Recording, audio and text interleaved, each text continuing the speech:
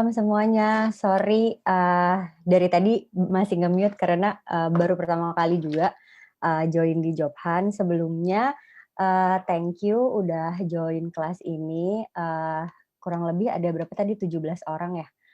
Atau lebih, jadi gini, sebenarnya kalau dari aku, kalau ada teman-teman yang punya pertanyaan di tengah atau aku lagi bicara, terus teman-teman kayak masukin, chat, pertanyaan atau ada, kayak, "Oh ini kurang jelas," atau apa, please feel free. Jadi gini, kalau dari aku prefer dari setiap apa yang aku jelaskan hari ini sifatnya lebih interaktif. Jadi teman-teman bisa langsung, tanya apa yang nggak jelas, istilah-istilah baru dan lain-lain.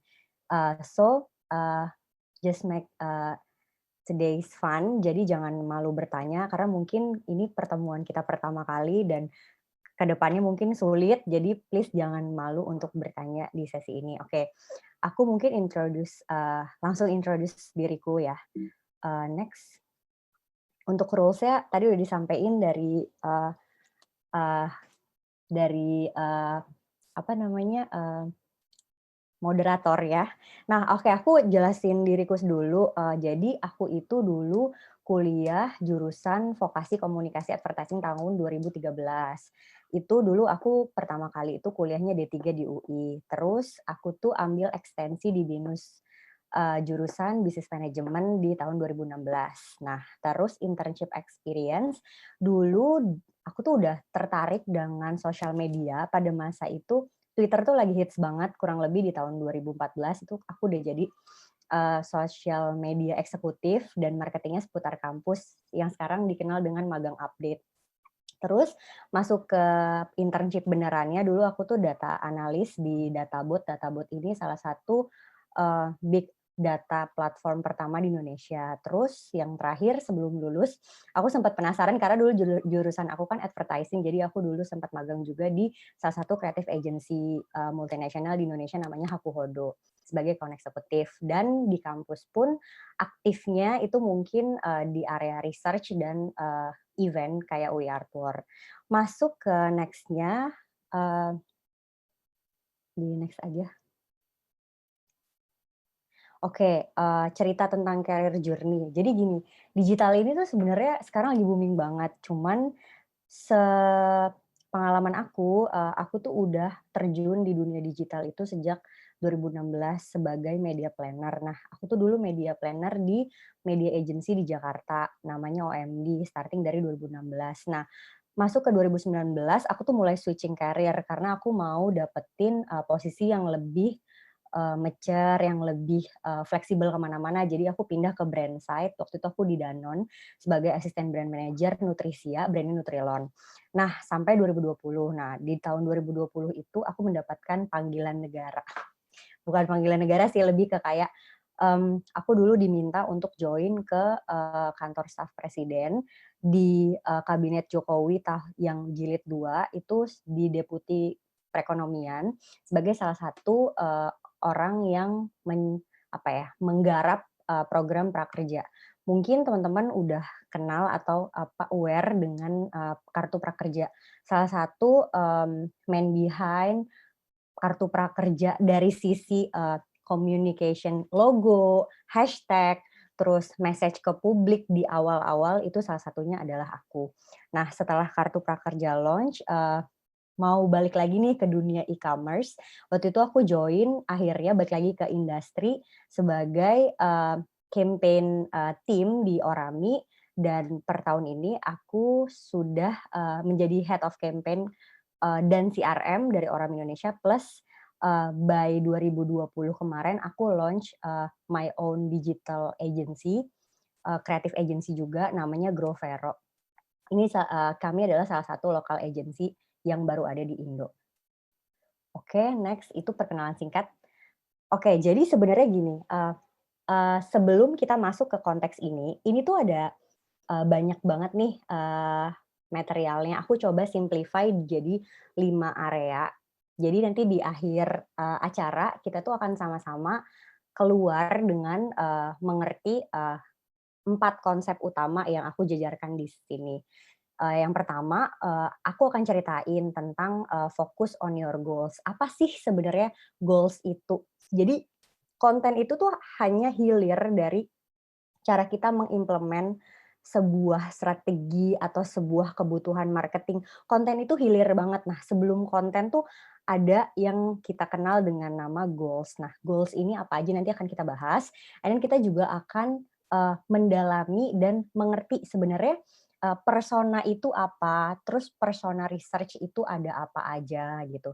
Dan yang ketiga, aku akan ceritain, konten sistem dan measurement yang biasanya kita pakai di, dunia digital. Nah, kaitannya apa? Kaitannya itu berkaitan dengan konten yang kita, launch dan kita, implementasikan, kita produce nih, kita posting, kira-kira apa sih yang harus di-me-share melihat dunia digital saat ini tuh benar-benar, variasinya banyak banget gitu. Terus dan yang poin keempat, aku akan lebih, ceritain lagi untuk, eee, apa ya, memulai membuat konten itu baiknya kan kita brainstorm ya, apa aja sih hal yang harus kita itu punya ketika kita itu mau melakukan brainstorm. Make sure waktu kalian diskusi atau brainstorm sama tim kalian ataupun sama teman-teman kalian itu nggak habis begitu aja and then, eee, nggak dapat apa-apa. Nanti aku coba share dan yang terakhir ini sebenarnya aku lebih pengen dari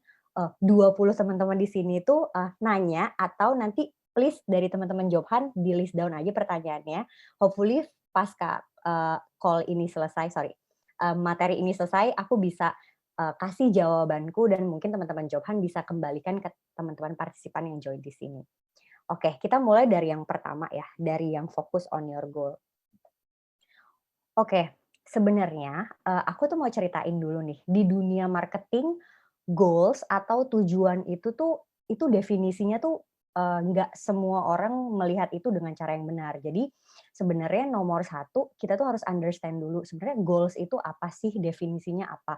Nah, sering banget nih terjadi di dunia industri kayak, oh, goals-nya itu kita pengen dapat user baru, kalau misalnya kita adalah sebuah brand lokal yang pengen mengenalkan produk kita kepada orang-orang. Tapi ternyata itu bukan goals, itu adalah objektif atau itu adalah strategi.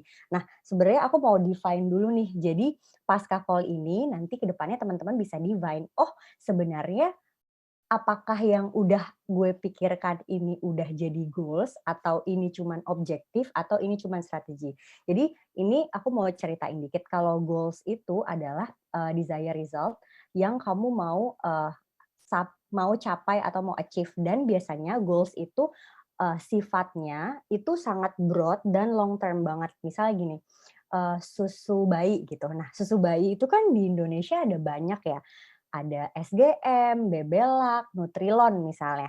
Atau kurang ini kali ya, kurang apa namanya, kurang relevan kalau teman-teman, ngobrolnya susu bayi. Mungkin aku start dengan, apa ya, beauty product. Kayak kita tuh tahu banget, banyak banget beauty product baru yang lokal-lokal yang muncul di Indo. Ada Avoskin, Something, sampai Scarlett ya. Nah, mereka semua itu sama-sama mau jadi top brand yang dipilih sama user dan, pengen punya positioning affordable, cosmetic product gitu. Nah, itu kan top brand dan affordable product itu sifatnya long term kan. Kita nggak bisa bikin satu konten and then orang langsung mengerti, "Oh iya Scarlett ini, lokal products plus affordable product," nggak bisa. Nah, itulah yang disebut sebagai goals.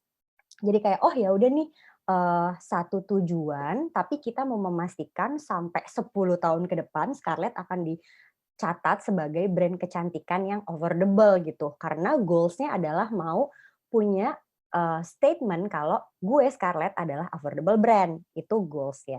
Nah kalau objektif ini biasanya spesifik dan measurable. Contoh, aku adalah tim marketingnya Scarlett and then, eee, kita pengen, maju nih ke bos, "Aduh, gimana ya cara pokoknya brief-nya adalah, mau bikin, Scarlett sebagai, top brand yang, dikenal sama masyarakat plus affordable-nya itu nyampe ke publik, caranya gimana?"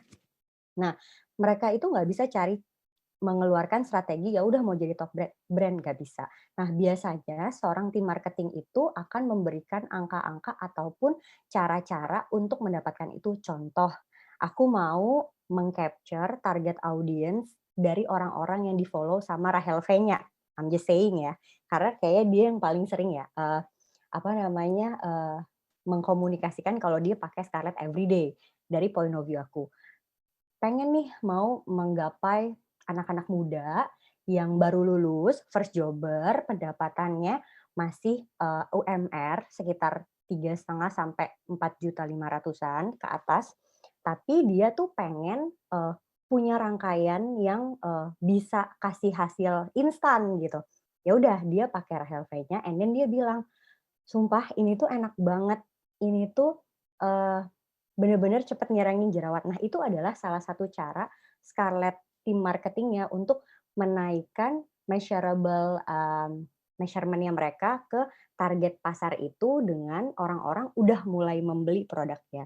Itu objektif. Nah, strategi, kita bisa bilang strategi ini sebenarnya kayak cara-cara, oh kita tuh pengennya segmennya, Rahel V-nya, atau kita pengennya segmennya Awkarin, atau, segmennya, Jennifer Bahdim, let's say. Nah, teman-teman di sini yang isinya 20 orang mesti, pelan-pelan membuka mata, konten itu nggak hanya sosial media, static banner, tapi definisi konten itu berupa hashtag bisa, berupa Insta Story bisa, berupa user generated content bisa, atau berupa video-video TikTok bisa. Jadi, eee, pelan-pelan di dalam call ini kita coba hilangin nih barrier bentukannya kayak gimana, tapi kita coba, eee, masukin pelan-pelan kalau definisi konten ini adalah cara kita untuk menyampaikan sesuatu ke depan publik, terlepas mau bagaimanapun bentuknya, tapi yang utama sebelum kita develop apapun, kita harus memastikan dulu, "Oh, kita udah tahu belum ya goals-nya itu apa? Mau mau yang broad-nya itu apa sih? Tujuan long term-nya itu apa sih? Terus cara-cara menentukan objektif per tahunnya itu gimana? Oh, di 3 bulan pertama kita tuh pengennya ambil orang-orang baru. 3 bulan selanjutnya kita pengen recall lagi orang yang udah pakai di 3 bulan pertama untuk pakai produk kita lagi, plus next year mau ngapain." Nah, strategi ini adalah caranya nge-define-nya, kayak action-nya gimana, kayak, oh mau lewat Facebook kah, mau lewat Twitter, atau bahkan mau lewat televisi, itu adalah cara-cara yang biasanya kita pakai untuk mencapai goals atau tujuan marketing. Nah, ini aku ada satu contoh, next-nya. Nah, ini aku ada satu contoh, ini biasanya yang mungkin teman-teman kalau masuk ke dunia, e-commerce atau yang punya bisnis baru atau yang baru gabung di perusahaan-perusahaan lokal atau FMCG besar, biasanya tuh akan, melihat nih case-case kayak gini misalnya, Unilever itu PT Unilever itu mau menaikkan persentase customer retention rate ke angka 40%. Nah, customer retention rate ini adalah berapa persen sih orang yang udah pernah beli produknya Unilever and then mereka beli lagi di 3 bulan ke depan. Jadi kayak repeat order-nya itu gimana. Nah, biasanya persentase rate itu dikenal dengan istilah customer retention rate. Nah, tim marketingnya mereka itu diminta untuk melakukan brainstorm, untuk menemukan ide, dan membuat campaign baru yang bisa menaikkan jumlah pengguna atau user baru dan menciptakan kenaikan sales dengan populasi user yang lebih luas. Dengan harapan kurva pertumbuhan user-nya ini cenderung positif dan pada akhirnya program akuisisi ini bisa, membawa, customer retention rate ini naik. Nah, caranya dengan apa? Biasanya tim marketing ini akan mengeluarkan budget yang bentuknya itu potongan diskon, misalnya kayak 5% nih potongan kalau misalnya beli produk Lifebuoy, 2 pak yang 500 ml biasanya mereka keluarin potongan tambahan. Nah, caranya itu kayak gimana? Nah, identifikasi dari case seperti ini, goals-nya itu adalah menaikkan persentase customer retention ke angka 40%, karena itu adalah statement yang paling broad dari statement ini.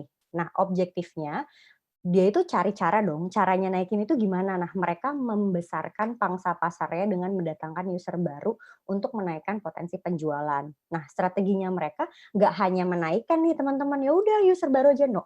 Mereka memberikan gimmick berupa tambahan potongan 5%. That's the strategy of this campaign. Jadi, pasca dari keluar dari call ini, nanti kalau teman-teman mau bikin campaign atau mau bikin konten tentang jualannya teman-teman, please make sure define dulu nih kira-kira goals-nya apa, objektif yang mau dicapai apa, terus strateginya apa. Jangan sampai kebolak-balik karena konten itu menurut gue udah nggak bagus-bagusan, tapi seberapa tepat dan efektifnya untuk menjangkau target yang kalian mau capai.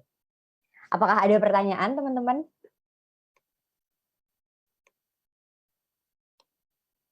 Atau aku ngomongnya kecepatan? Please feel free.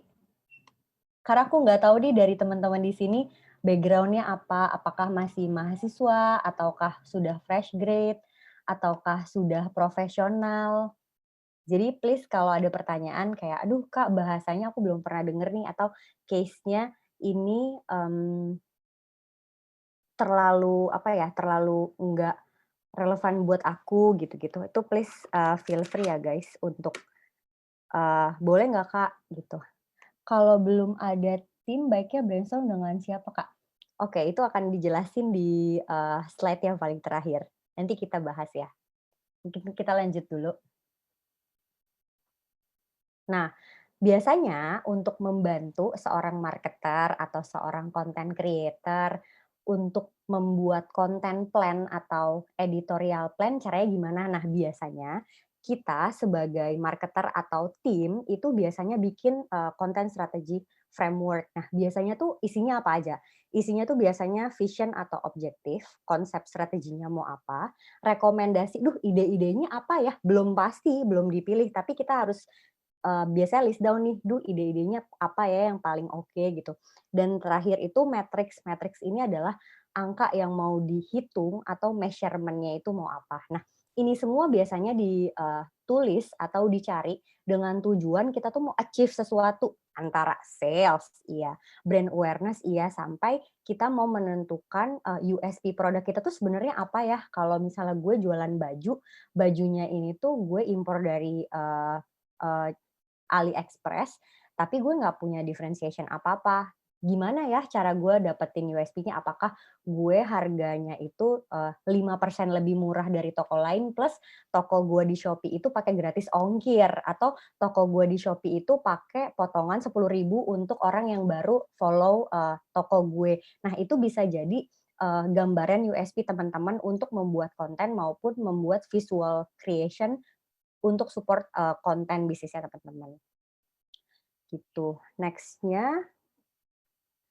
Next-nya kita langsung move on aja ke persona research, karena hopefully buat yang goals tadi semuanya udah done ya. Nah, persona research ini sebenarnya adalah, cara yang biasanya dilakukan setiap marketers atau content creator untuk menentukan sebenarnya siapa sih orang yang bakal, yang bakal relate dengan konten gue. Nah, definisi, user atau definisi audience itu jangan sampai salah ya. Jadi gini, kan ada nih kita posting tujuannya biar banyak deh yang nonton konten gue, biar banyak deh yang nonton yang lihat atau likes infografik gue atau yang nonton konten TikTok gue. No, sebenarnya yang benar itu bukan yang banyak nonton ya, tapi gimana caranya kamu itu finding relevansi antara apa yang mau kamu sampaikan dengan persona atau, buyer yang akan kamu, dapat. Nah, biasanya ketika kamu, "Duh gila relate banget nih sama gue," gitu. Nah, user itu cenderung akan paying more attention on your content or dia tuh bener-bener consider untuk melihat brand kamu sampai akhirnya sampai ke funnel terakhir nih, purchase. Nah, next-nya aku berusaha define tadi. Jadi aku nggak tahu ya, balik lagi di sini teman-teman apakah ada yang bisnis atau bekerja. Intinya, di dalam dunia industri yang sangat, variatif ini, 2 industri paling besar itu biasanya di-define dengan 2 tipe nih. Ada yang B2C, business to consumer, ini yang paling majemuk banget lah di Indonesia. kita banyak banget, connect sama brand-brand yang langsung direct ke kita. Nah, yang kedua, ini tuh juga lagi growing-nya cukup besar ya, ini ada B2B, di mana kita tuh sebenarnya bertindak sebagai, brand yang membutuhkan koneksi dengan relasi lain, atau dengan bisnis lain, dengan supplier kita, dengan supplier yang menyediakan bahan mentah kita. Karena baik lagi, eee in the name of business, kita nggak akan bisa cuman, gue kan cuman jualan ke, end user gue kan cuman jualan ke, anak-anak sekolah yang butuh, baju-baju, impor tapi second, yang penting mereka mampu purchase 50.000 ke gue gitu. No, kita juga harus mikirin gimana caranya menjaga relasi dengan, supplier atau dengan pengepul atau dengan, orang yang menjadi, acuan dari bisnis kita. Nah, ini tuh ada perbedaannya nih. Biasanya kalau B2B, itu kita lihatnya kayak size of business kita tuh gimana sih, seberapa gede, cocok nggak ya sebenarnya gue nih partneran sama, Gojek buat, jualan kue brownies, yang gue bikin setiap hari, atau sebenarnya your right partner it's not Gojek, tapi lebih ke ibu-ibu yang, selalu bikin arisan. Jadi sistemnya adalah PO. Jadi kemungkinan kamu nggak laku atau kemungkinan barang kamu nggak di-purchase sama orang tuh cenderung kecil ketimbang kamu stok banyak di kulkas, tapi nggak ada yang mau purchase via Gojek atau Grab ke toko kamu yang baru banget itu, gitu.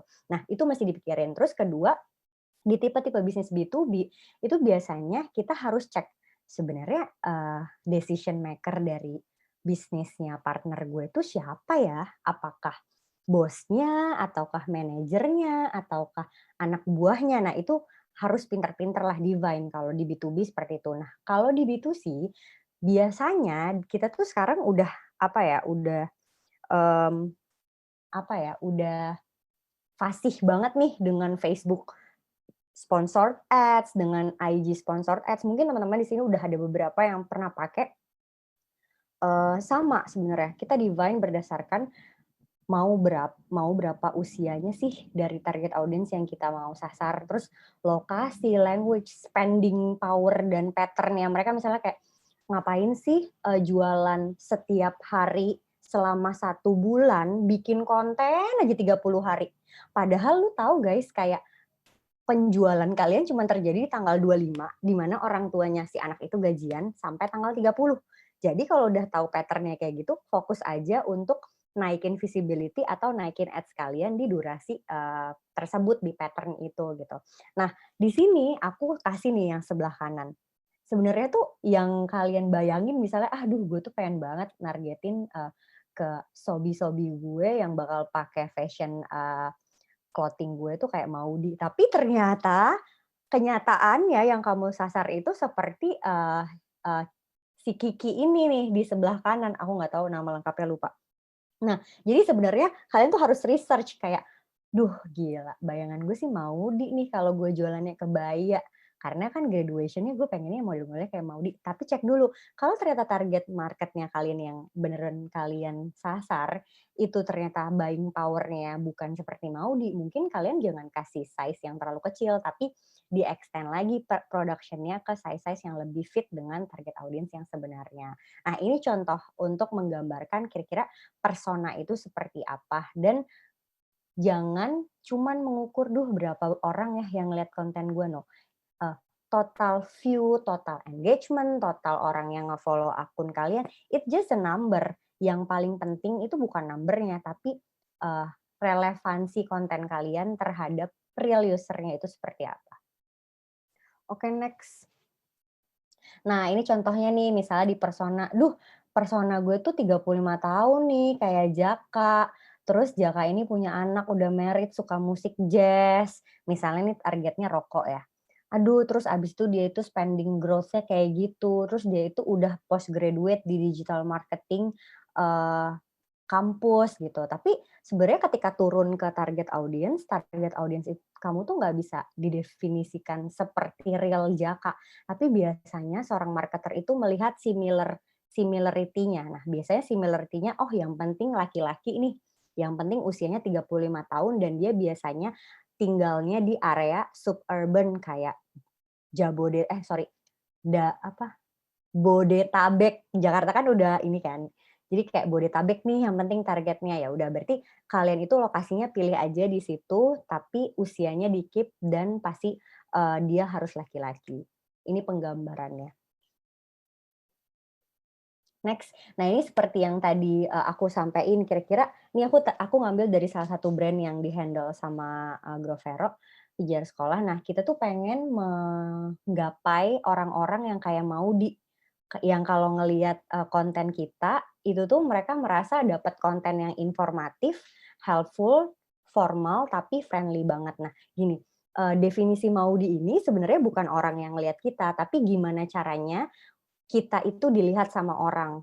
Kayak, misalnya, brand, mungkin brand itu kalau, apa ya, kalau Shumura gitu, ya mungkin kalau dipersonifikasikan sebagai perempuan, mungkin dia seperti, Nadya Hutagalung atau seperti Song Hye Kyo yang benar-benar, premium, true beauty, terus, cantiknya itu cantik yang, apa ya, kayak effortless gitu loh. Nah, gimana caranya goals kamu sebagai marketers atau sebagai content creator itu memaksimalkan visibility brand kamu tuh benar-benar se-seamless Maudy Ayunda, se-seamless, apa ya, personifikasi brand kamu tuh yang paling mirip tuh siapa, gitu.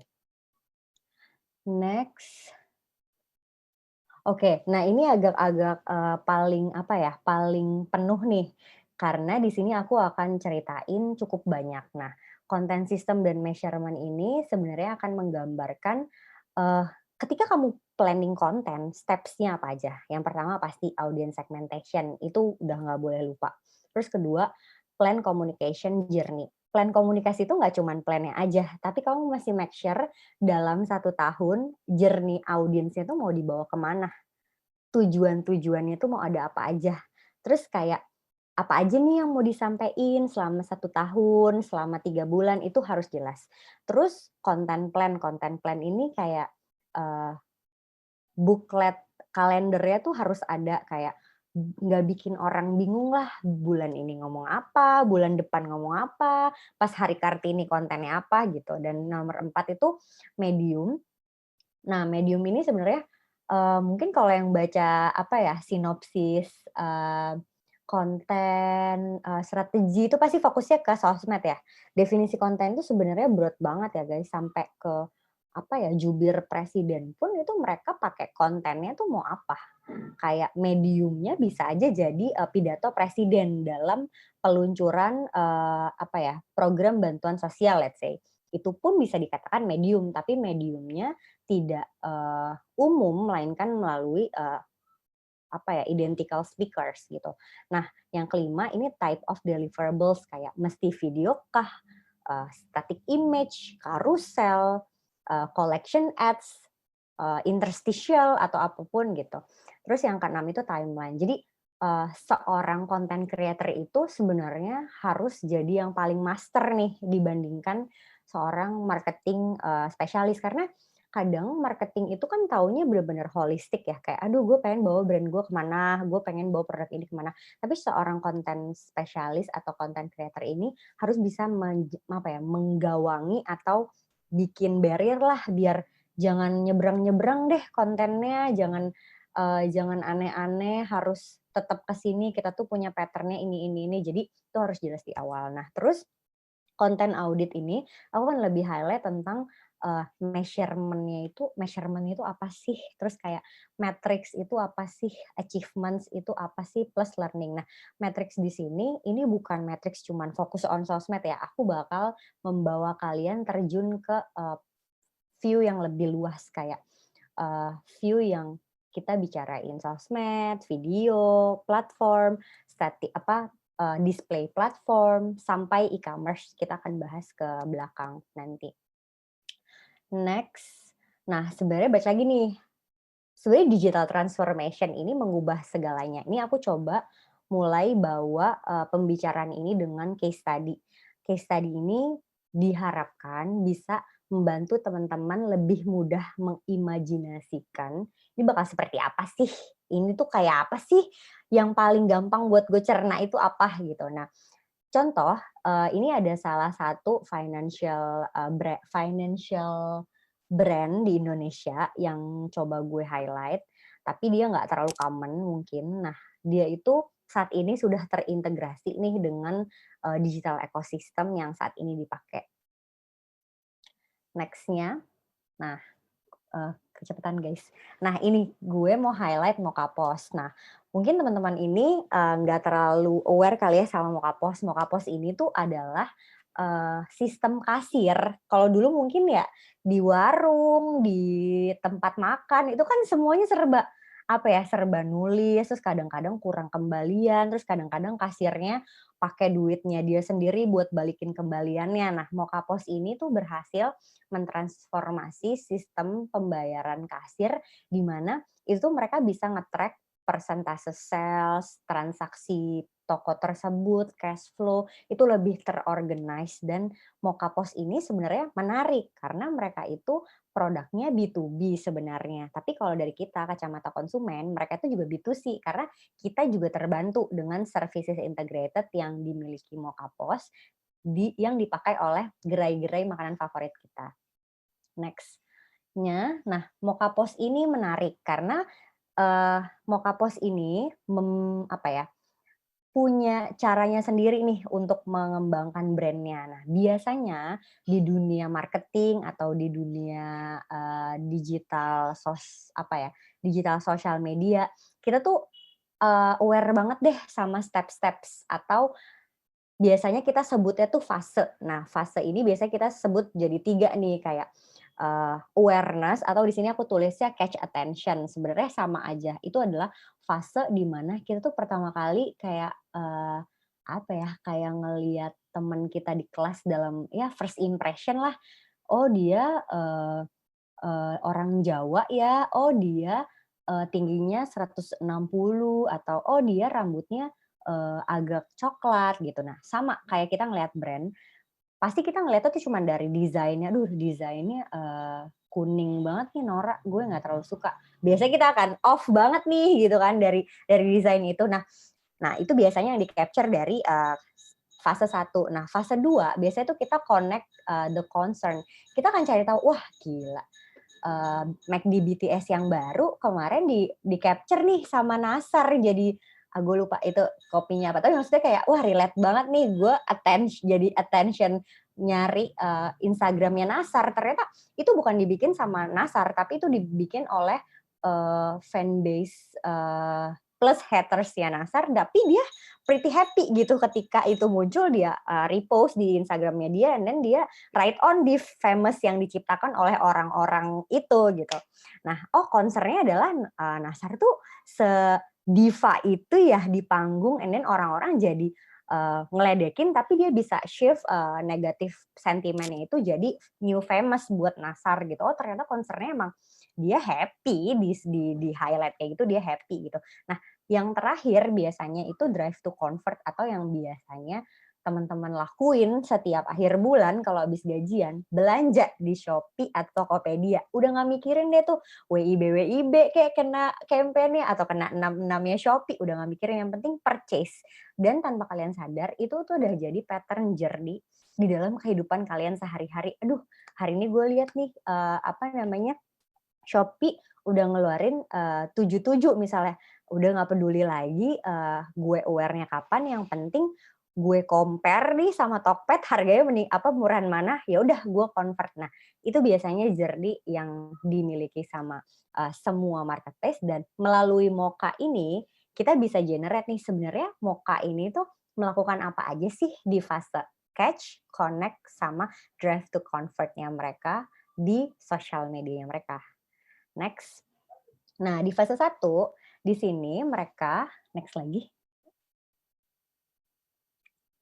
Nah, di sini tuh mereka sebagai kasir kan sebenarnya mikir ya, ngapain sih aplikasi kasir punya sosmed? Ternyata aplikasi kasir ini punya sosmed karena dia pengen mengkomunikasikan ini kepada kita semua. Misalnya entrepreneur baru yang sering banget nih kecelek sama cash flow kayak, wah gila gue belanja 7 juta, margin gue 15 juta, kok duit gue cuma 2 juta ya? Kan nggak lucu kan? Nah, gimana caranya dia tuh highlight nih pain point-nya apa, "Aduh laporan penjualan lo berantakan, jalan bisnis nggak mudah, Terus kayak, duh kurva jualan lu fluktuatif. Jadi kalian tahu, oh pain point-nya adalah dia mau come up as a brand to solve your problem yang fokusnya itu di area pengelolaan keuangan apalagi daily sales. Itu yang mereka mau over. Next. Nah, di fase connect, kita cek lagi, kira-kira mereka tuh mau connect sama usernya gimana? Nah, biasanya di sini kita lihat nih, oh website-nya Mokapos itu kan kalau dilihat-lihat aktifnya itu dari orang-orang yang cuman butuh services-nya aja. Nah, terbukti nih kalau Mokapos itu memang dicari sama orang-orang yang butuh aplikasi apa ya, aplikasi pembantu pelayanan kasir kayak tadi diceritain di fase 1. Oh laporan lo jelek, laporan lo apa. Nah biasanya secondary action dari orang-orang yang udah ngelihat iklan itu bukan nge-browsing sosmednya dia lagi guys. Tapi biasanya orang itu akan masuk ke Google Search and then dia cari Mokapos. That's why dari message yang dilakukan Mokapos di fase 1, connect itu resonate enough dengan resultnya. Di sini kelihatan, oh yang warna biru guys. Jadi ini adalah, oke aku ceritain dulu ya. Ini tuh biasanya kita dapat insight dari sebuah tools, nama toolsnya itu adalah SimilarWeb. Jadi di dalam SimilarWeb, seorang marketing atau content creator itu biasanya tahu, oh traffic gue itu datangnya dari mana. Orang tuh nyari gue lewat search bar, lewat sosmed, lewat display ads, atau lewat direct. Nah, dari kontennya Moka tadi, kelihatan nih, oh ternyata orang-orang itu cukup tergugah dengan tulisannya Moka Post, laporan belanjaan lo berantakan, jadi orang langsung direct cari di situ. Berarti mereka udah berhasil mengkonekkan dirinya dengan pain point yang dirasakan para apa ya, para entrepreneur kali ya, sama pembisnis gitu, sama aja gitu. Next. Nah, di sini juga kita bisa lihat nih, oh ternyata Mokapos itu, ini agak nggak kelihatan ya, terlalu kecil. Nah, Mokapos itu setelah mereka tahu, biasanya tuh mereka akan memberikan apa ya, mereka kan udah tahu ya mereka datangnya dari direct dan biasanya direct itu tuh akan sejalan dengan namanya tuh search engine marketing. Jadi kayak SEM berbayarnya gitu teman-teman. Jadi biasanya orang yang nyari wording tertentu akan di-serving sama kebutuhan marketingnya Mokapos. Nah, ini aku berusaha nunjukin kalau dari strateginya yang dijalanin sama Mokapos, oke, sure. Itu mereka bisa dapat melihat user-user itu mau join atau user-user itu mau login dan mencari lebih jauh nih dari yang disampaikan Mokapos melalui sosmednya mereka. Oke, sepertinya lagi apa namanya lagi ke toilet nih kakak adminnya. Aku lanjutin dulu mungkin ya. Nah, dari Mokapos ini sebenarnya kita bisa lihat bikin konten tuh nggak perlu yang berlibat-libat. Duh, produk gue keren banget, 5W1H-nya disampaikan dalam satu banner. Terus udah ngeliatin harganya diskon gede-gedean 50%. Oh iya, thank you juga Arviana Maulina.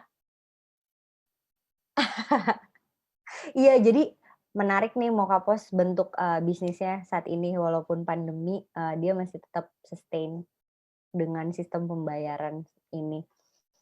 Nah, terus gimana caranya di keyword yang mereka cari nih, mereka itu mentargetkan related keyword yang berhubungan dengan eee, Moka login, Moka back office. Jadi biasanya tuh behavior kita ketika nyari apa ya, layanan back office yang membantu pembayaran, biasanya tuh kita purchase nih wording itu. Jadi kayak kemenangan kita di area search engine itu adalah ketika kita mampu hadir di saat user-user mengetik atau mencari keyword-keyword tertentu. Itu adalah bentuk kalau kita itu udah achieve nih targetnya di area search engine atau di area Google search platform yang biasa kita pakai sehari-hari. Nah, di situ Mokapos itu bisa ngeklaim, oh Moka Post itu, untuk semua usaha nih di konten ad-nya mereka, Moka Post untuk semua usaha aplikasi kasir Moka Post. Nah, dia meng-highlight aplikasi kasir sebagai, idea utamanya mereka mengkomunikasikan di search engine. Oke, bisa di-next. Nah, inilah yang mereka lakukan nih di sosial media. Karena mereka udah memiliki strategi, "Oh ya udah deh, gue mau fokus ke pain point-nya user, mau, solving problem-nya mereka. Gue nggak mau deh ngeluarin konten-konten yang ribet-ribet, mau kapos bisa apa, 5 menit jadi data lo," atau apa, mereka nggak mulai dari situ. Tapi mereka, buat konten-konten sederhana, tips jaga loyalitas konsumen, 3 jurus promo cerdas, solusi jualan laku keras. Jadi kayak konten-konten clickbait yang ringan, mudah dimengerti, dan in 3 minutes ketika kamu lihat sosmednya, ketika kamu lihat visuals-nya, kamu udah ngerti kayak, "Oh, 5 alasan pentingnya menggunakan mobile payment untuk bisnismu." Pasti lebih cepat, pasti nggak ada, second action, tinggal scan doang selesai atau tinggal, apa namanya, QRIS doang selesai. Nah, di sosial medianya Moka, ini mereka fokus banget gimana caranya mengedukasi mereka punya consumer melalui tutorial-tutorial dan, nyeritain nih pain point yang bisa diselesaikan dengan pakai Moka Post tuh ada apa aja. Next. Nah, di sini juga mereka tuh udah mulai kayak connect nih sama fitur tuh kan, sama figur-figur yang merepresentasikan bisnis yang lebih sustainable, kayak bikin A Cup of Mocha Talks, itu kan bentuknya yang kayak, engaging banget nih, mereka nggak cuman jualan, tapi mereka juga kasih ilmu, istilahnya kayak ngasih secondary benefit lah dari orang-orang yang follow mereka, nggak cuman follow doang, tapi mereka menyajikan event-event gratis gitu. Next. Nah, di yang terakhir, di fase convert, next lagi. Nah, mereka tuh biasanya ngasih yang tadi aku ceritain di Unilever, selalu dengan potongan, karena di rumus marketing, potongan itu nggak akan pernah salah. Dan walaupun kita mengeluarkan budget marketing dengan asumsi kita mendatangkan user baru, itu nggak akan pernah membuat kita langsung rugi. Karena biasanya kita tidak hanya menghitung berapa banyak user yang datang, tapi biasanya kita juga menghitung berapa persen user yang repeat. Makanya nih, konten-konten promosi, coba gratis, saatnya buka cabang toko online, kesalahan transaksi berkurang 80%. Jadi udah bener-bener ya udahlah direct nih, udah based on number. Nah, biasanya kita sebagai konten itu nggak bakalan ngeluarin konten tuh 1 biji, no. Biasanya kita tuh bikin A/B testing, oh orang itu lebih resonate dengan langsung dikasih coba gratis, really direct, atau mereka lebih tertarik untuk mencoba ketika kita ngasih tahu result by percentage. Kurangnya 80% guys, atau kayak, udah nih kalau lah bisnis multi platform satu aplikasi nggak pakai download yang lain, atau lebih kayak gitu. Nah, dari result ini nanti kita bisa lihat sebenarnya target yang disasar sama Mokapus itu lebih cepat registrasi atau purchase produknya via apa. Nah, itu biasanya akan kita cek. Nah, dari learnings yang kita tadi bahas, dari 3 fase ini kita bisa summarize nih. Biasanya nih teman-teman sebelum bikin konten, please jangan langsung bikin guys, yang ada nggak bakalan resonate sama usernya. Tapi cari dulu your most similar product atau your most similar services, siapa sih list kompetitornya, pilih 1 atau 2. Lakukan analisis seperti tadi, kayak, oh di fase catch itu mereka invitation-nya caranya gimana. Kalau tadi mau post, mereka lebih highlights pain point-nya mereka dan directly, nge-share kayak, oh solusi dari, end to end problem kasir itu gimana, udahlah coba aja nih download, itu cara mereka tadi. Nah, di cara connect, itu mereka biasanya nggak hanya, pakai sosial media, tapi mereka pakai tools lain seperti Google Search atau Google, SEM untuk meng-capture orang-orang yang udah tahu Moka, kalau mereka searching biasanya, secondary keyword yang ikut diketik itu apa, dan make sure orang itu tetap ke-capture dari keyword-keyword yang tadi udah disampaikan. Dan yang terakhir, di fase convert, dia itu, benar-benar straightforward nih untuk ngasih tahu, "Udahlah, 80% mengurangi masalah kasir, ini tuh benar-benar gratis, jadi coba aja. Nah, itu cara mereka mengkomunikasikan. Mungkin dari learning itu bisa kalian turunin ke kebutuhan brand masing-masing kayak, "Oh, kalau dari brand gue, eee, USP-nya apa sih? Gue tuh bedanya sama yang lain tuh apa?" Nah, itu mulai bisa di-digest nih kira-kira your best, apa ya, skenario atau your best value yang mau disampaikan itu harus melalui 3 fase atau kalian tuh nggak butuh catch, brand kalian udah apa namanya, udah established dan udah mature banget lah, nggak perlu di-announce lagi gitu. Kayak contohnya kecap Bango, udahlah nggak usah dikasih tahu kecap Bango adalah kecap, tapi kecap Bango itu lebih mengkomunikasikan tentang connect, how family can, apa ya, cooking together, gimana caranya role orang tua itu masaknya selalu di-shoot-nya itu bersama-sama, karena mereka mau memposisikan, udahlah keputusan beli kecap tuh nggak cuman lewat mama, keputusan beli kecap tuh bisa juga lewat bapak gitu loh. Jadi mereka biasanya memunculkan itu dalam setiap, visuals, TVC-nya kecap atau bumbu masak karena mereka mau bikin bapak-bapak juga bisa beli guys, nggak cuma mama-mama gitu. Itu yang biasanya mereka sampein. Nah, ini contoh yang, biasanya dibuat untuk memudahkan. Kalau mau bikin communication journey itu fasenya kita pisahin jadi 3. Oh, ada kita mau decide nih pakai 3 fase, catch, connect, sama convert. Ya udah, di fase tersebut kita cari lagi objektifnya apa ya di fase 1, di fase 2, di fase 3. Terus problem yang mau solve itu atau yang mau dilakukan itu apa aja ya, kayak introduction produk, terus demonstrate, feature-nya, sampai meng-convince orang untuk register di aplikasi kamu. Terus masing-masing fase tersebut, core message yang mau kamu terus-terusan bawa, konsisten kamu sampaikan itu apa? Contoh kayak, "Oh, di fase catch gue maunya gue terlihatnya cool banget." Terus di fase connect, gue baru mau kelihatan gue itu cool dan gue itu brand yang baik gitu. Dan di fase convert, gue mau menampilkan kalau gue adalah brand yang super friendly dan bisa menyelesaikan masalah keuangan, setiap pemuda-pemuda kayak jenius gitu. Nah, nanti baru yang paling terakhir kamu setup nih, output gue apa ya, 15 detik video kah?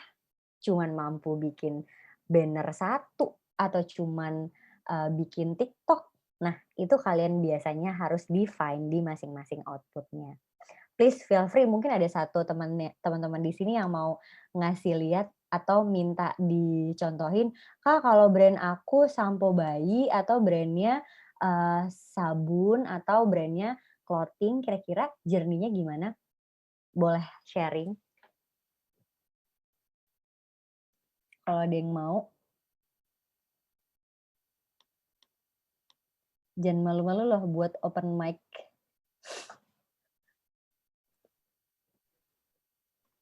Mungkin lanjut dulu aja kali kayak Oke. nanti. Wah, ada yang menarik nih, bimbingan belajar private gimana, Kak? Nah, mungkin kalau bimbingan belajar private ini menarik nih, karena kan, balik lagi, kamu itu bimbingan belajar private-nya itu sistemnya gimana? Apakah private kamu itu lewat Zoom atau Google Meet? Mungkin kalau misalnya kamu lewat Google Meet atau lewat Zoom, kamu bisa memberikan yang paling signifikan adalah harga. Harga plus kamu harus minta testimoni sama orang yang lagi private sama kamu kayak, "Gimana sih, pasca private sama gue?" Gitu. Apakah, gue cukup mahal atau gue cukup murah atau waktu gue sharing, private ini cukup, eee, optimum mendukung pembelajaran di sekolah atau enggak. Nah, dari review itu kamu bisa bikin konten sederhana kayak banner gitu yang isinya tuh testimoni singkat aja misalnya kayak, eee, "Happy banget nih belajar sama Kak Kiswanti karena, makin mudah mengerti tentang" apa ya, aku nggak tahu kamu, private-nya apa, mungkin matematika, eee, plus bisa mulai belajar dari coba 2 kali seminggu, let's say paketnya 350.000 gitu, dibandingkan dengan, private private class lain yang harus 1 bulan kamu bisa memposisikan diri kamu itu nggak mesti lock 1 bulan, tapi kamu bisa mulai dengan bimbingan belajar itu bukan hanya untuk kenaikan kelas, tapi bisa aja untuk satu ujian tertentu, di mana kamu membantu dia di 1 minggu itu kamu bisa kasih special package dan kamu bisa mulai dengan harga yang lebih murah. Once orang itu happy, kamu baru bisa offer ke package yang lebih long term. Itu menurut aku salah satu, benefit-nya private class sih, karena nggak terbentur harus 1 tahun atau harus 1 semester, dibandingkan yang lebih besar. Oke, pertanyaan Kak, sebenarnya yang paling awal sebelum membuat konten itu apa sih? Apakah ide atau target? Yang paling awal itu adalah find your goals.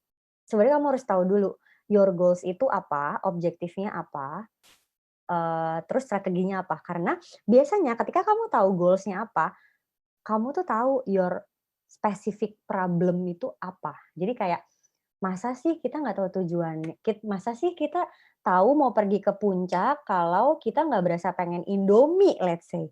Kan nggak mungkin dong ujuk-ujuknya kamu pergi ke puncak. Jadi yang pertama itu adalah find your goals, karena ketika kamu tahu goals-nya apa, kamu sebenarnya sudah pelan-pelan menemukan your brand problem itu apa. Sama-sama. Idealnya campaign berapa bulan ya, dan perlu pakai ads atau di awal-awal? Kalau audiensnya ibu-ibu gimana ya Kak? Kadang-kadang gaptek. Kamu bertanya pada orang yang tepat, Arviana Maulina, karena aku adalah Head of Campaign-nya Orami, di mana Orami adalah biggest venture platform e-commerce di Indonesia, di mana Orami itu target audiensnya adalah moms. Jadi jawabannya adalah Orami itu nggak pernah oke, campaign bulanan Orami itu tidak pakai regular ads seperti e-commerce lain pada umumnya. That's why aku menceritakan nih communication journey ini di mana sebenarnya kekuatan campaign itu bukan di, ya banyak-banyakan duit deh, banyak-banyakan media, no. Yang paling kuat dari sebuah campaign itu adalah your apa ya, your gesture. Gesture dalam arti campaign-nya itu gimana, plus apakah kamu udah membuat tipe output yang benar yang lagi aku sampaikan? Apakah objektif kamu udah benar? Task yang kamu mau selesaikan udah benar? Message-nya udah benar? Output-nya udah benar? Ketika kamu udah merasa itu benar, sebenarnya konsisten dulu di cara kamu menyampaikan konten tersebut. Kalau kamu udah lihat result-nya bagus, pilih, result yang bagus aja dari konten-konten yang udah kamu post, baru buat konten itu tuh jadi material ads. Nah, nanti lihat dari material ads itu apakah as good as, organic performance-nya atau sebenarnya nggak bagus juga gitu. Karena menurut aku ketika kamu bicara sama moms, the best way untuk bicara sama moms adalah bukan via ads, tapi via word of mouth. Jadi kayak, "Rekomendasi nih moms," mungkin kamu mesti tap in di komunitasnya Orami kali ya, dan tap in ke sosmed parenting-nya Orami untuk finding your right moms. Karena moms itu beda-beda banget menurut aku. Ada moms yang emang hobinya itu cuma nonton, nonton video, atau moms yang memang hobinya join ke komunitas tertentu ketika dia tahu, "Wih sumpah ada popok baru, lebih murah daripada Mami Poko, kualitas lebih bagus daripada Pampers, harga setengahnya Pampers, gue jamin pasti beli." Itu adalah cara berkomunikasi sama moms, Arviana. Sama ini nih, Kalisa, oke, after Kalisa aku move on lagi ke yang lain. Kak, kalau misalnya brand clothing, apalagi baju muslim di Indonesia sendiri aja udah banyak. Strategi marketing yang terbaik itu bagaimana ya Kak, supaya orang aware ada brand clothing baru dan bagaimana sebaiknya strategi dalam mengarahkan brand-brand yang ada? Oke, kalau sebenarnya strategi kamu adalah mau pertama kali jual, brand clothing ya, nah gini, brand clothing itu menurut aku adalah, brand yang harus dirasakan banget nih sama seseorang itu. Mungkin kamu harus bisa menentukan personifikasi yang tadi aku liatin di persona. Your persona untuk baju muslim itu siapa? Apakah seperti Saskia Adia Meka atau seperti, siapa lagi ya yang pakai kerudung di Indonesia? Aduh, atau seperti, Shireen Sungkar gitu. Aku nggak terlalu familiar sebenarnya. Ya, misalnya kayak gitu. Nah, kamu harus lihat kira-kira kalau misalnya target audiens kamu seperti mereka, yang mereka butuhkan itu tuh baju muslim yang seperti apa? Apakah mereka akan concern terhadap modelnya atau terhadap bahannya. Karena menurut aku bisnis retail itu, strength-nya itu di 2 itu. Kalau nggak modelnya bagus banget, unik banget, out of the box, ya bahannya. Karena balik lagi, apapun yang nempel di kulit kita, nggak bikin kita gerah, nggak bikin membatasi aktivitas dan lain-lain, plus nggak nempel di keringat, menurut aku itu udah sesuatu yang bagus banget dan kamu harus start untuk bikin orang itu mau trial dan sharing testimoni mereka. Ketika kamu udah, pilih nih, oh testimoninya tuh ada A, B, C, D, E, dan kamu fokusin ke let's say kamu mau cari testimoni yang ya udah yang penting, bahannya itu nggak nempel di kulit, nggak panas, terus harganya over over the wall gitu.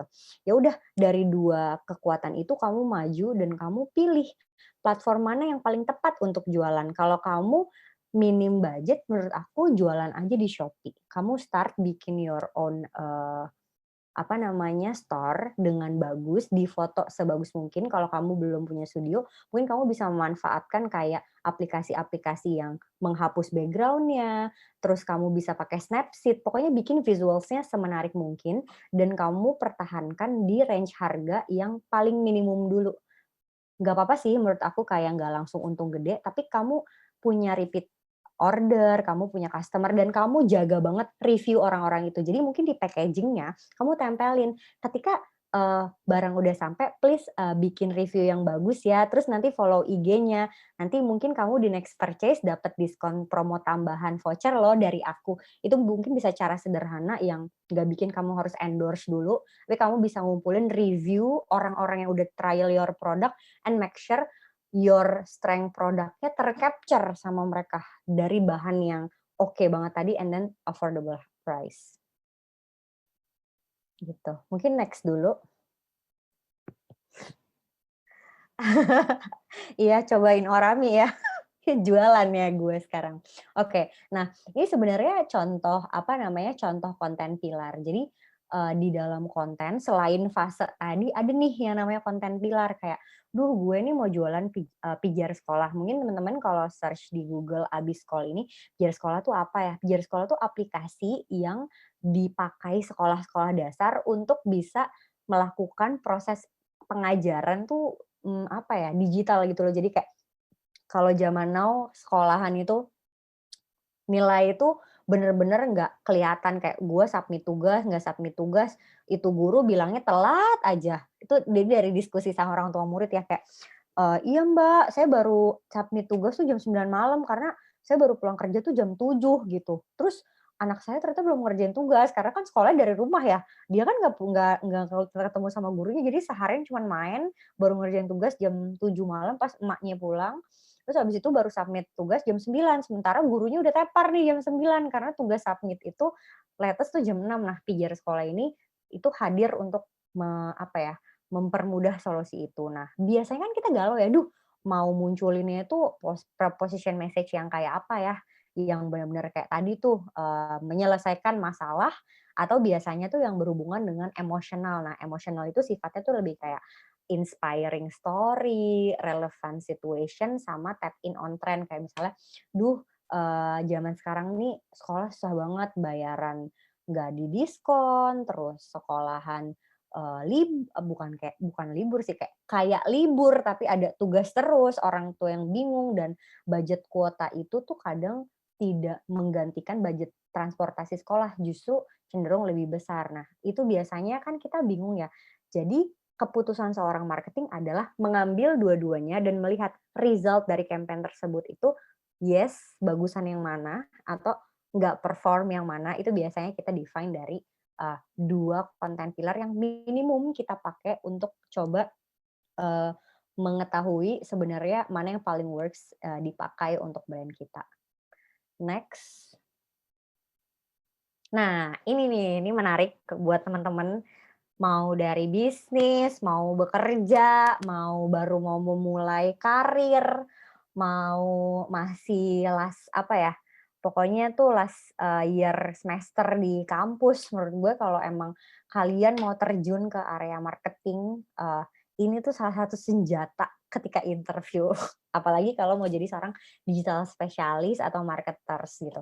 Jadi, biasanya nih kan seorang digital marketers atau seorang marketing spesialis sampai content creator itu kadang tuh cuman produce doang, bikin konten doang, apa namanya, nggak jelas gitu sebenarnya dari konten itu tuh tujuan lo tuh mau apa gitu. Nah, biasanya biar kita nggak bingung nih kayak, "Aduh bikin kontennya tuh harus strong on visuals atau strong on content ya, atau strong on types of, deliverables," gitu. Itu kan beda-beda nih, poinnya. Gini, jadi biasanya ketika kamu masuk ke dunia digital, biasakan bedakan area itu jadi 4 area. Yang pertama sosial media, yang kedua display ads. Display ads ini bentuknya banner 2 dimensi, banner yang kalian terima di, apa namanya, di handphone kalau lagi buka detik.com, atau banner yang kalian terima di Line. Nah, ini biasanya namanya display ads. Yang kedua yang ketiga, video network. Video network itu kayak apa? YouTube, Viu, WeTV, terus iFlix. Netflix kan nggak bisa buat iklan ya.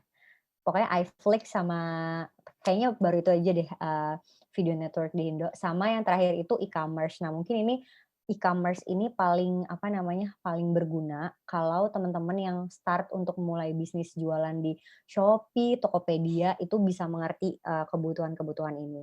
Nah, biasanya dari setiap area ini tuh mungkin, teman-teman dari semua konten aku, please taking attention di area yang ini, karena ini akan mempermudah kalian untuk divine konten apa yang bakal kalian produce dan numbers apa yang bakal kalian kumpulin atau hitung dari, apa yang udah kalian produce gitu.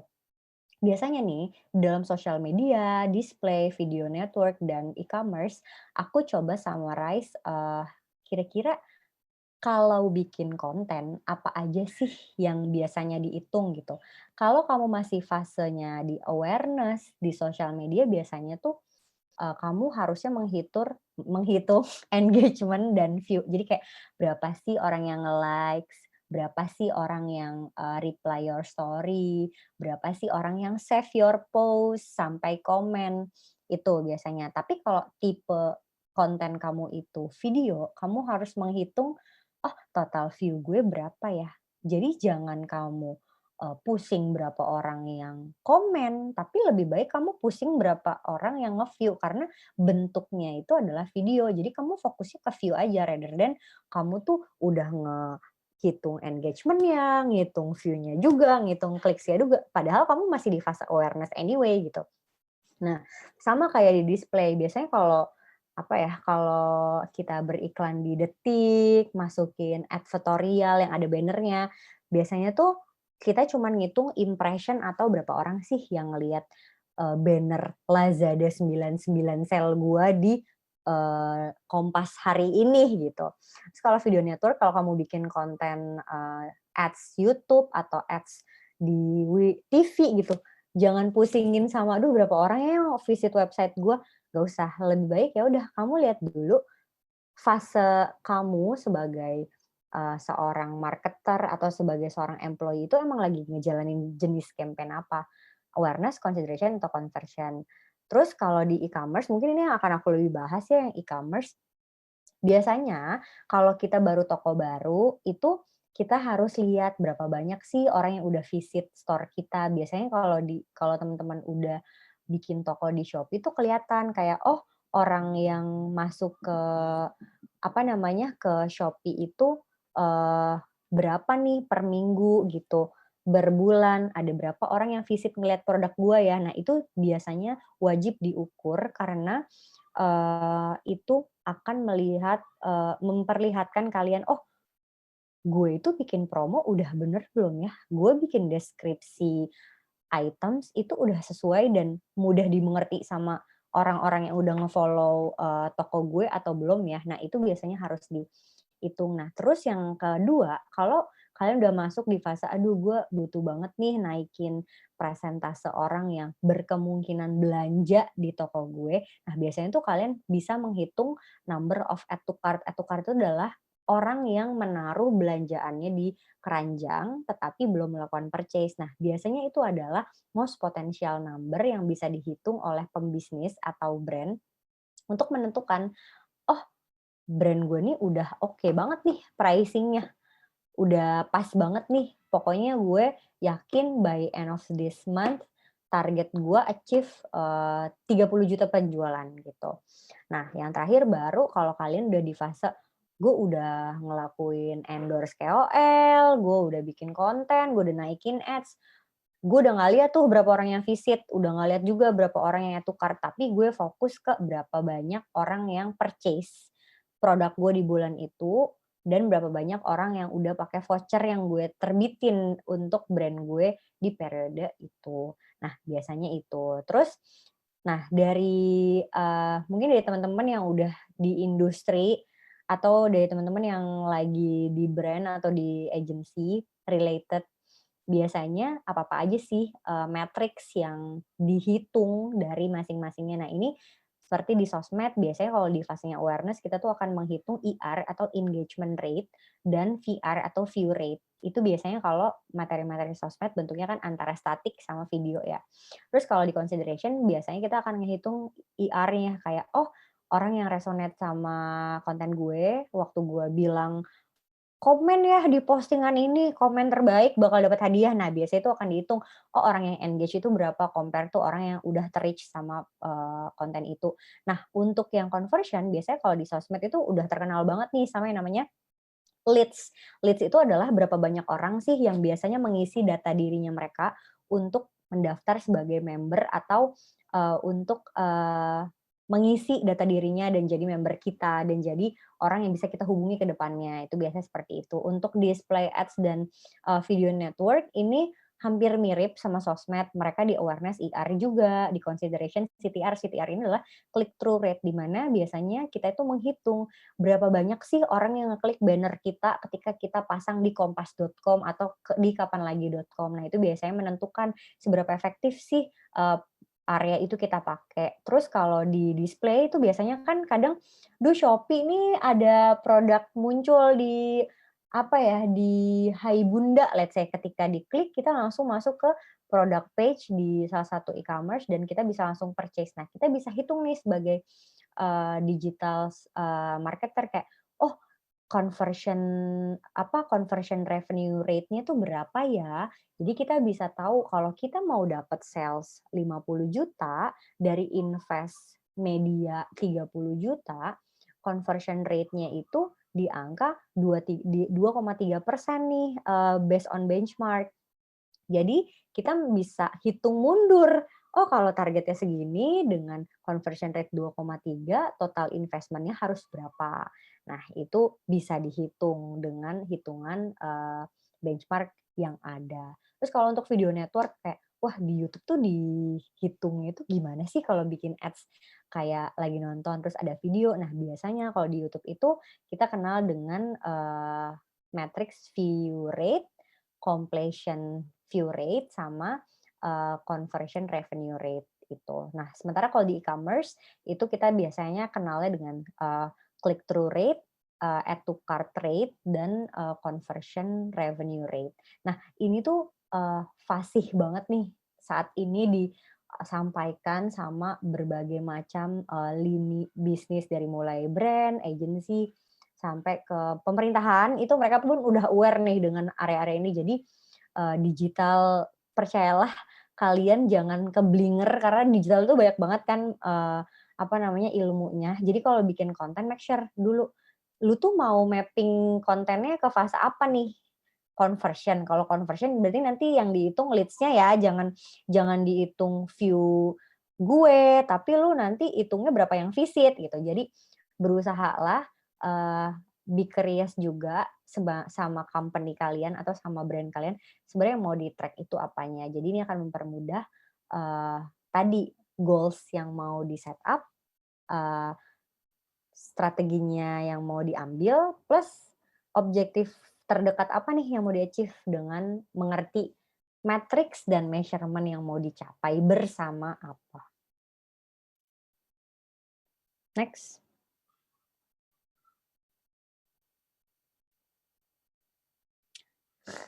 Oke, ini sebenarnya, konten terakhir sebelum masuk ke ada lagi nggak ya? Sampai lupa. Kayaknya ini yang keempat ya. Ini sebenarnya, tadi pertanyaannya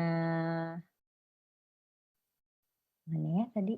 Pertanyaannya Kiswanti juga, sebenarnya tuh kalau mau brainstorm dengan siapa? Nah, sebenarnya ini aku define 8 steps yang biasanya dipakai sama kita, sama tim, atau sama siapapun yang mau memulai brainstorm. Nah, sebelum memulai brainstorm, sebenarnya jangan cek dulu orang yang mau di-invite siapa, tapi berusaha define dulu sebenarnya problem yang mau di-solving itu apa. Apakah cuman problem ide, apakah problemnya problem pembelian, ataukah problemnya itu problem komunikasi, atau problemnya ternyata problem brand, itu mesti di-define dari kalian sendiri. Terus kalian harus bikin, layout, konteks dan definisinya dulu kayak, "Oh, kalau konteksnya tentang penjualan berarti, definisinya itu harus clear dulu nih, penjualannya di area mana. Apakah penjualan itu areanya turun, penjualan naik dan kita butuh, eee, membesarkan lagi forecast-nya, atau penjualan yang sifatnya stagnan-stagnan aja, jadi kita kayak nggak perlu apa-apa gitu loh. Jadi kalian mesti define dulu nih konteksnya apa, plus yang ketiga adalah invite your right people. Your right people itu menurut aku bukan berarti harus dari satu tim. Tapi kalian itu bisa meng-invite satu orang yang, dirasa punya source of information yang kalian perlu. Contoh, dulu aku di Danone itu, jabatannya kan asisten digital marketing manager. Jadi itu dulu awal-awal di Danone itu, sulit banget nih untuk mencari, premium mom, karena dulu aku brand-nya Nutrilon, kayak gimana ya cari, premium mom yang mau spending 180.000 untuk susu yang cuma 800 gram, sementara, eee, ibu-ibu itu bisa banget beli Nutrilon beli SGM yang 800 gram juga harganya cuma 40.000, let's say. Ngapain dia masih spend 180.000 demi sebuah susu yang secara, apa ya, secara rasa mungkin nggak beda jauh sama SGM gitu. Nah, akhirnya dulu aku invite salah satu, orang yang pada masa itu tuh dia, eee, head of, CRM dan consumer journey-nya Unilever.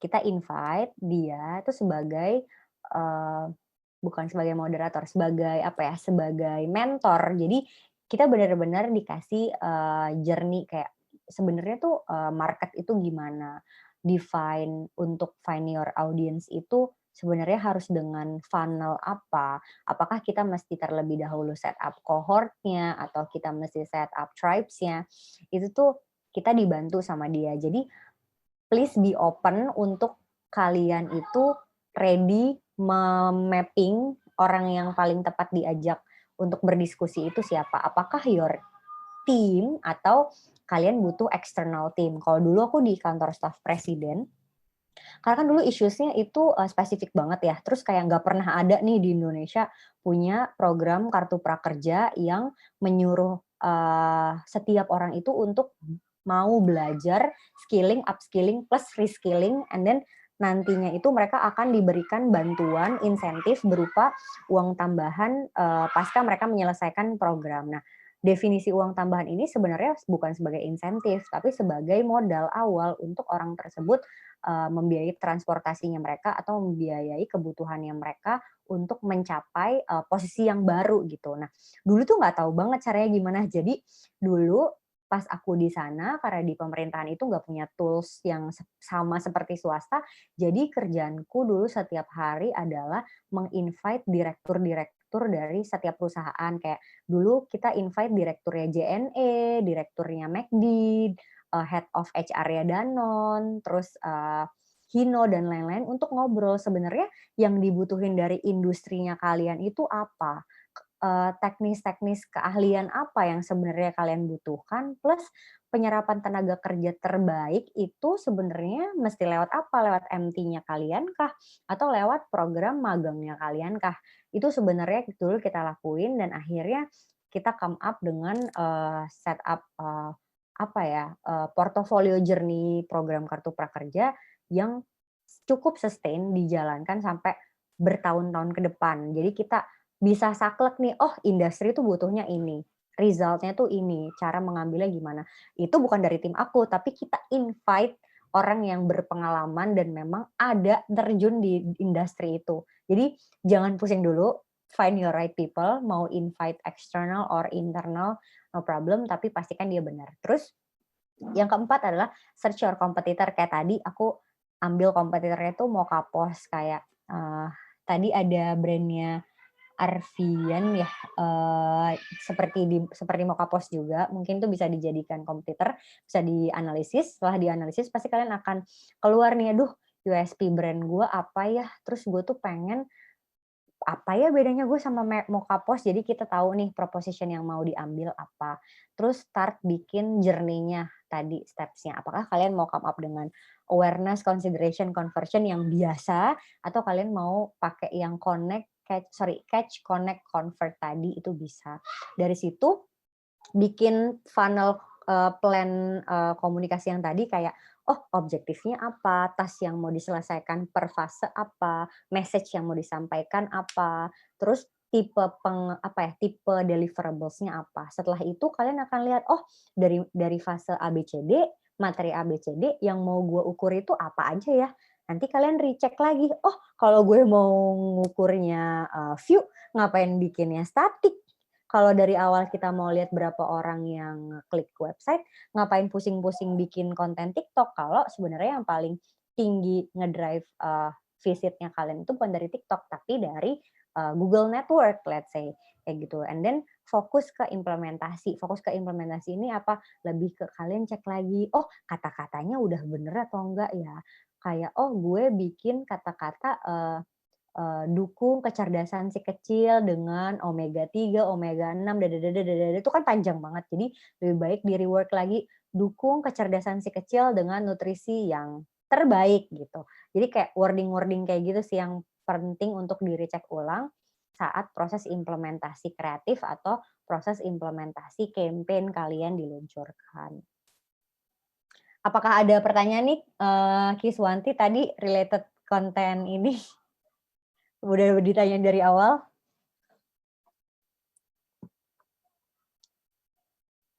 Nah, ini juga ditanyain sama Ahandini RJ, apa sih yang sebelum buat konten itu tadi udah aku jawab, find your goal, terus habis itu kamu brainstorm dulu dari 8 steps ini tentukan. Kak, idealnya campaign itu berapa bulan ya dan perlu pakai ads itu tadi udah dijawab juga. Maaf aku belum scroll Kak, misalnya clothing itu udah. Kak, biasanya apa penyebab konten memiliki likes banyak tapi growth pertumbuhan followersnya sangat lambat? Itu bisa aja kamu, kurang explore ads, Kiswanti. Jadi ketika kamu udah ngelihat, oh konten ini tuh yang likes banyak, that's your potential untuk melebarkan sayap yang mungkin kamu hanya diketahui teman-teman SMA-mu, mulailah mencari teman-teman seusiamu yang mirip nih, misalnya kayak, oh fashion enthusiast atau, suka suka tren apa Korea, apa segala macam gitu. Dan kamu bikin nih ads-nya, start mencari audiens dengan age, location, interest yang tadi, mulailah ber-ads dan kasih call to action ads kamu itu bukan untuk belanja mungkin, tapi untuk balik lagi ke dalam your, social media account, and then kalian, ditulis nih di dalam kontennya, follow social media ini untuk dapetin, voucher belanja sampai 50.000. Mau pada akhirnya voucher belanja kamu cuman 1 biji, itu menurut aku masih bisa diklaim sebagai konten yang cukup oke buat dikomunikasiin ke publik. Jadi jangan pernah takut bikin konten yang kayak hadiah total ratusan juta rupiah. Mau kamu bikin ratusan juta rupiahnya itu sampai tahun depan, itu masih still fine, asalkan kamu proposition-nya itu kayak dikasih, apa namanya, eee tanda gitu loh, campaign berlaku sampai, Juli berapa-berapa gitu. Itu sih, itu bisa juga. Terus, Kak, kalau gabung ke komunitas moms demi campaign, haha, iya, itu bisa. Jadi kamu tahu your moms itu berpikir kayak gimana, terus journey-nya mereka kayak gimana. Karena gini, jangan hanya melihat, "Duh gue kayaknya cocoknya sama audiens yang kayak, Mulan Jameelah deh, mamah-mamahnya." Oh belum tentu Ferguson, bisa aja mamah kamu sebenarnya seperti mamah-mamah, kayak Ayu Ting Ting atau mamah-mamah yang kayak Maia Estianty atau yang bener-bener mamah-mamah kayak di samping rumah kalian gitu.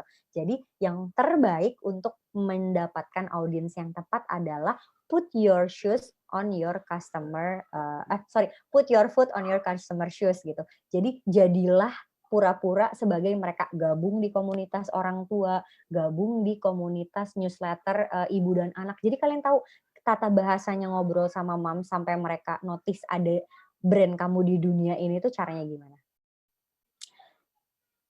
Yes, sama-sama Kiswanti. Terus ini ada pertanyaan, kalau untuk campaign apakah lebih baik melakukan pendekatan pada orang yang keadaannya udah sama dengan tujuan kita, atau mendekati orang yang belum ada di keadaan yang sama-sama kita, jadi kayak kita menggayat yang baru istilahnya? Jawabannya gini, kalau Syafira udah merasa cukup dengan jumlah orang yang sudah mirip sama kita, go for it. Mungkin kamu nggak harus menambah jumlah audiens kamu, tapi kamu bisa menambah quantity barang kamu. Karena gini, di dalam bisnis mendapatkan audiens baru itu nggak murah. Jadi kayak di dalam dunia bisnis kita kenalnya dengan uh, CLTV, Customer Lifetime Value. Jadi kayak kita itu mengajak satu orang untuk download Shopee, itu cost-nya ratusan ribu guys. Jadi kalau teman-teman lihat Shopee, atau Tokopedia itu mahal banget guys. Di TV itu satu kali spot 30 detik harganya bisa 30 juta. Jadi kayak kebayang nggak sih ada berapa orang yang bakal download pasca nonton uh, iklan itu berkali-kali, itu mahal banget. Jadi menambah customer itu tidak sama dengan cuan dalam bisnis. Ada kalanya existing audience itu cukup asalkan kamu tuh melakukan strategi menambah quantity. Misalnya, selected product buying kamu tuh sama ini cuman atasan doang. Tapi karena kamu udah lihat, oh loyal customer gue udah cukup oke nih, mungkin nextnya gue nggak cuman jualan atasan, tapi jualan bawahannya juga, atau jualan atau jualan scraf, atau jualan tas cantiknya gitu. Jadi make sure head to toe itu kamu approach juga untuk menambah satu user kamu membeli lebih dari satu produk di dalam toko kamu. Kalau kamu melihatnya itu udah sebagai opportunity yang cukup buat scale bisnis kamu. Balik lagi, scale bisnisnya sebesar apa? Apakah harus tambah atau enggak? Kalau emang nggak perlu tambah, just go with it. Yang penting kalian fokus dan pelan-pelan menambah kemungkinan orang belanja lebih di toko kamu. Itu mungkin jawabannya buat Syafira. Tapi kalau kamu melihat, duh stagnan banget nih tokonya, nggak bertambah, nggak berkurang, bisnisnya gini-gini aja, oh berarti itu saatnya kamu stepping di jenis user yang baru dan kamu berusaha bikin proposition message yang lebih baru dengan target yang baru itu. Next-nya Diah Retno, Kak mau tanya gimana caranya bikin konten marketing untuk brand baru? Start to introduce your self gitu kalian. Mungkin yang paling uh, penting itu adalah start with 5W1H-nya dulu deh, kayak kalian itu brand apa, penjelasannya apa, coba dibikin selengkap mungkin dan yang bikin dalam 3 detik. Orang udah tahu, oh, mmm, hot cream itu buat krim, panas, hot cream itu tuh buat keseleo gitu. Nah, kamu misalnya harus bikin kayak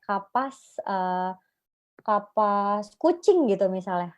Kan kucing matanya sering kotor tuh ya, gimana mungkin memposisikannya kapas khusus kucing, kayak I'm just saying nggak tahu brand-nya apa, ranahnya, tapi mungkin coba buat konten itu sesimpel mungkin dengan menempatkan 5W1H di beberapa periode pertama, lalu kamu bisa mungkin mencontoh si Mokapos itu dengan dengan brand kamu, masalah apa yang bisa solving orang tersebut. Itu bisa jadi, catatan pertama buat Diah Retno. Terus next-nya Claymore.